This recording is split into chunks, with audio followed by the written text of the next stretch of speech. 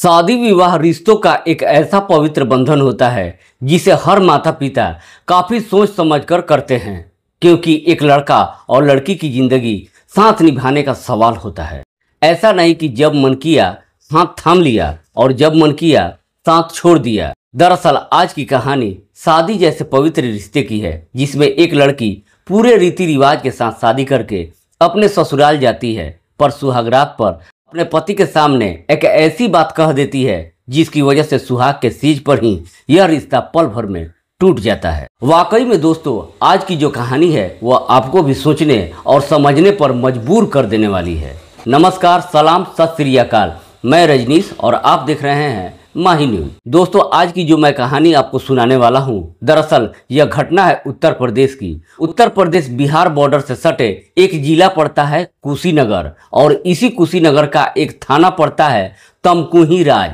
तमकुही राज थाने के अंतर्गत एक गांव आता है गाजीपुर, और इसी गाजीपुर गांव का रहने वाला मुन्ना राजभर, जो पेशे से एक किसान है। दरअसल मुन्ना के परिवार में उसकी पत्नी के अलावा एक बेटा है जिसका नाम है ब्रजेश कुमार। ब्रजेश, जिसकी उम्र है लगभग 24 साल के आसपास, जो एक प्राइवेट कंपनी में नौकरी करता है और ठीक ठाक पैसा भी कमाता है। लेकिन ब्रजेश जब ठीक ठाक पैसा कमाने लगता है, उसके बाद ब्रजेश के पिता मुन्ना राजभर अपने बेटे की शादी करने के लिए एक लड़की की तलाश करना शुरू कर देते हैं, और गोपालगंज जिला के कटिया थाने के अंतर्गत रामदास बगही की रहने वाली कुशीला कुमारी उन्हें पसंद आ जाती है। कुशीला, जिसकी उम्र है लगभग 21 साल के आसपास, उसके पिता का नाम है दिलीप राजभर। मुन्ना राजभर बेटे का रिश्ता कुशीला से तय कर देते हैं और शादी की तारीख 7 मई 2025 को रखी जाती है। और आखिरकार 7 मई 2025 को ब्रजेश कुमार बड़ी धूमधाम से अपनी बारात लेकर के कुशीला के घर पे जाता है। पूरे हिंदू रीति रिवाज के तहत शादी भी होती है, और 8 मई 2025 को सुबह सुबह अपनी पत्नी की विदाई कराकर अपने घर लेकर के आता है। घर पर पहुंचने के बाद सारी रस्में पूरी की जाती है, और जब रात होती है तो रात में ब्रजेश अपनी पत्नी के पास सुहागरात मनाने के लिए जाता है। तब उसकी पत्नी एक अजीब हरकत करती है और अपने पति को हाथ ही नहीं लगाने देती है। कुशीला अपने पति ब्रजेश से कहती है कि मुझे आपसे एक जरूरी बात करनी है।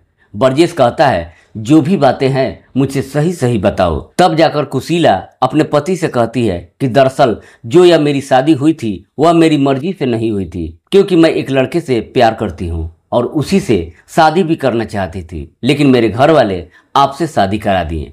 कुशीला जब इस तरह की बातें कहती है तो इसे सुन करके ब्रजेश के मानो तो पैरों तले जमीन ही खिसक जाती है। उसके बाद से ब्रजेश अपने पत्नी को कोई भी जवाब नहीं देता है, बल्कि उसी कमरे में नीचे फर्श पर सो जाता है। और जब सुबह होती है, यह सारी बातें वो अपने परिवार वालों को बताता है। ब्रजेश के परिवार वालों को भी जब इस तरीके का वाकया मालूम चलता है, तब उससे पूछने के बाद आखिरकार कुशीला के परिवार वालों को अपने घर पर बुलाते हैं। दोनों के परिवार वाले बैठकर कुशीला को काफी समझाने की कोशिश करते हैं, लेकिन कुशीला अपने जिद से पीछे नहीं हटती है। कहती है कि मैं किसी भी कीमत पर इस शादी को नहीं मानती हूँ। अगर मैं शादी करूंगी तो सिर्फ और सिर्फ उसी लड़के से जिससे मैं प्यार करती हूँ। हालांकि दोनों के परिवार वाले कुशीला को काफी समझाते हैं। काफी समझाने के बाद आखिरकार कुशीला मान जाती है। परिवार वालों को अब पूरा यकीन हो जाता है कि शायद हमारी बच्ची अब समझ चुकी है रिश्ते की अहमियत को। लेकिन जैसे ही शादी के 5 दिन का समय गुजरता है, आखिरकार एक दिन रात्रि के करीब 3 बजे के वक्त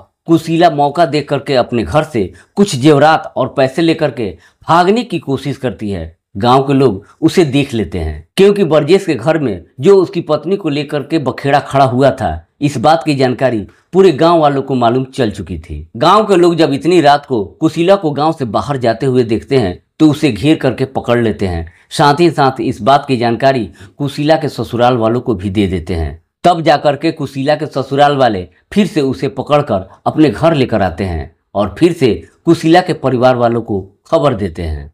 कुशीला के परिवार वाले फिर से ब्रजेश के घर पर आते हैं और कुशीला को काफी समझाने की कोशिश करते हैं। कुशीला सबके समझाने के बावजूद भी जब किसी की बात नहीं मानती है तो आखिरकार पंचायत बुलाई जाती है। काफी सारे लोग होते हैं और वह तमाम लोग कुशीला को समझाने की कोशिश करते हैं, लेकिन कुशीला अपने जिद से बिल्कुल भी पीछे नहीं हटती है। दरअसल कुशीला पंचायत में ही साफ साफ लफ्जों में कह देती है कि मैं अपने पति ब्रजेश के साथ किसी कीमत पे नहीं रहूंगी।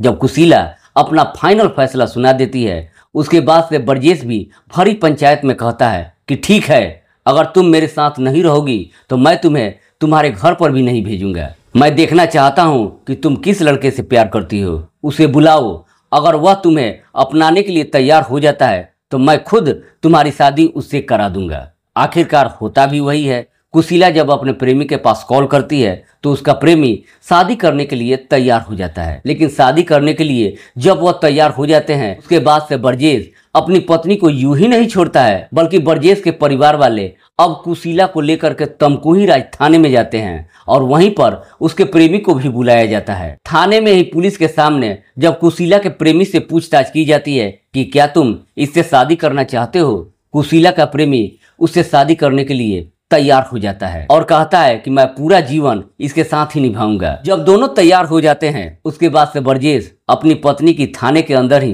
पूरे रीति रिवाज के तहत उसके प्रेमी से शादी करा देता है। और जब शादी हो जाती है, उसके बाद से कुशीला अपने प्रेमी के साथ ससुराल चली जाती है। लेकिन यह खबर देखते ही देखते पूरे क्षेत्र में चर्चा का विषय बन जाती है। कुशीला के परिवार वाले भी जब इस प्रकार का बात सुनते हैं तो उससे काफी नाराज हो जाते हैं और उससे हमेशा हमेशा के लिए रिश्ता नाता तोड़ देते हैं। अब देखने वाली बात यह है कि कुशीला अपने जिद से अपने प्रेमी से शादी करके ससुराल जा तो चुकी है, लेकिन वह क्या अपने पति के साथ भी अच्छे से जीवन व्यतीत कर पाएगी या फिर आगे कोई और कदम उठाएगी। फिलहाल इधर जो यह शादी ब्रजेश की हुई थी, जिसको लेकर के ब्रजेश के गांव के लोग तरह तरह की बातें कर रहे हैं और सबका यही कहना है कि आखिरकार इसमें ब्रजेश की क्या गलती थी। गलती कुशीला की थी। बदनामी ब्रजेश के साथ साथ परिवार वालों को भी झेलना पड़ा।